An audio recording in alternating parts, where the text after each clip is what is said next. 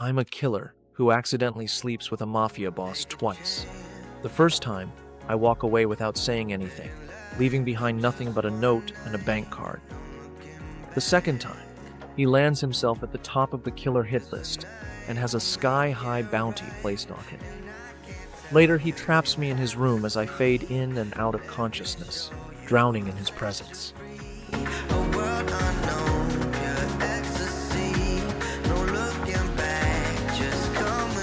He holds my hand and aims my gun at himself with a chuckle. You're shaking so badly.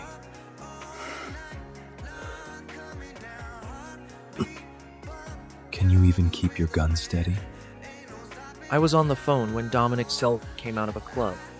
My boss sent me his details, which I glanced through. Then, I calmly rejected the job. Nope, I'm not doing this one. You know him. I chuckled. I slept with him. He was silent for a few seconds. Then he said, I'll pay you double the bounty. I raised an eyebrow and looked at the astronomical sum. Deal. I ended the call and strode toward Dominic. He was tall and imposing in his impeccable suit, and countless people tried to hit on him even as he stood there. He turned them down one after the other, faltering when he saw me. Then his gaze landed on my exposed chest. There was a bite mark there. My last target had left it. Too bad he was now money in my pocket. Dominic's gaze turned cold as he stared fixedly at the bite mark. His phone screen was lit up. He'd probably been texting his men.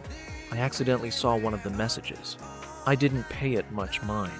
Instead, I leaned in and wrapped my arms around his neck, asking saucily, "Want to leave with me?"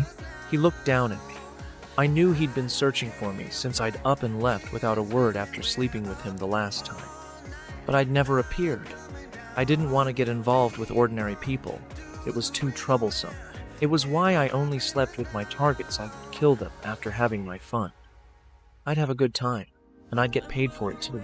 So I tightened my arms around his neck and kissed him as we plunged into the darkness. The smell of tobacco lingered between our lips, and the sound of our belts clashing together rang out sharply in the dark alley. I could clearly feel his arousal, which only made me more reckless and provocative.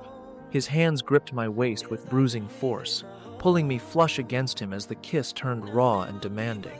Our tongues tangled hungrily, his hips rolling against mine in slow, deliberate thrusts that sent sparks of pleasure through me. He pressed me harder into the shadows, the cool night air useless against the heat building between us.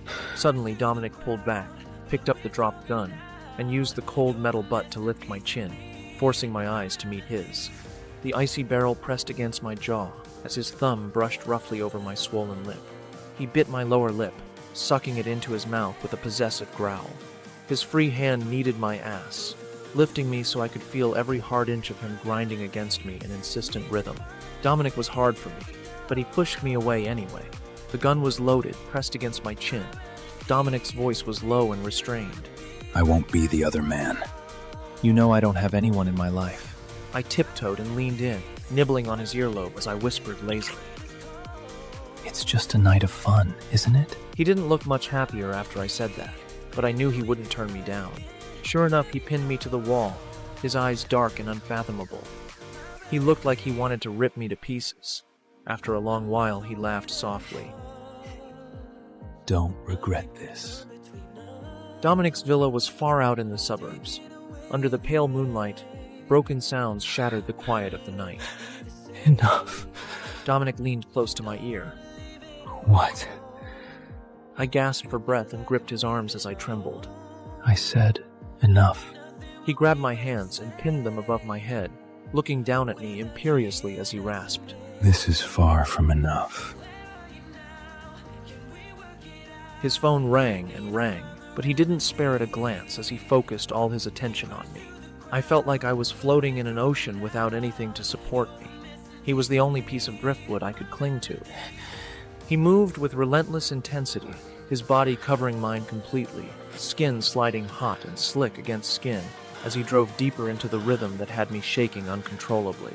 Every powerful thrust sent waves of overwhelming pleasure crashing through me, my back arching off the sheets, legs wrapping tightly around his waist to pull him even closer. Sweat glistened on our bodies under the moonlight, our breaths mingling in harsh pants and broken moans.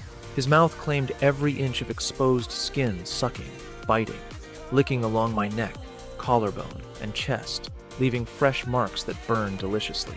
He shifted angles deliberately, hitting spots that made stars explode behind my eyes, his free hand roaming possessively over my curves, squeezing and stroking until I was writhing beneath him, lost in the relentless build of sensation.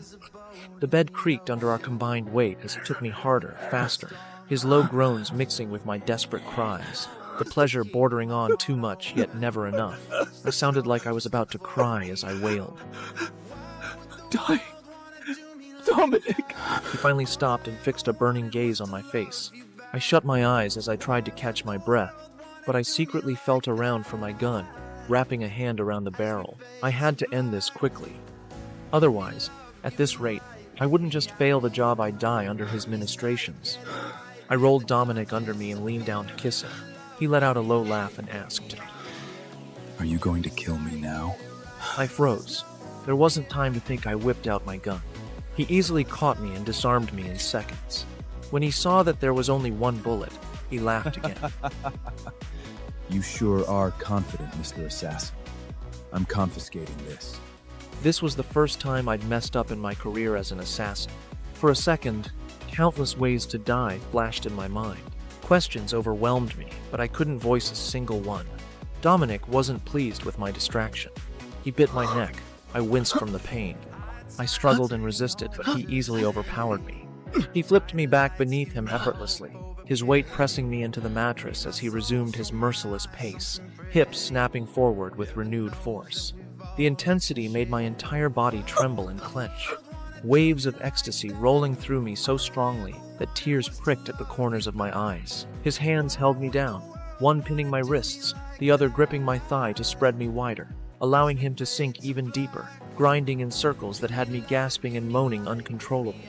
Every movement was possessive and consuming, his mouth devouring mine between thrusts, his chest rubbing against my sensitive skin with every breath. The pleasure built higher and higher, coiling tight in my core until I felt like I might shatter, my nails digging into his back as I clung to him desperately. After being dragged back into the whirlpool of his dominance, I vaguely felt him stuff my gun into my hand again. However, I didn't have the strength to lift it. Dominic kissed my fingers and pressed the barrel to his chest, where his heart was. His body and lips were merciless as he said, You're shaking so badly. Can you even keep your gun steady? My hand shook, and the gun clattered to the floor. He ignored it and trapped me in his arms. His phone was still buzzing. The screen lit up. My blood ran cold. The message was from a number I recognized instantly, yet it was addressed to Dominic with professional deference. Dominic's dark chuckle vibrated against my back as he pulled me tightly against him. He raised the gun and used the cold barrel to tilt my face toward him, forcing me to meet his hungry gaze. Looks like you're all mine now, kitten. His thumb brushed my lower lip while the gun stayed pressed under my jaw. My sweet, treacherous little plaything.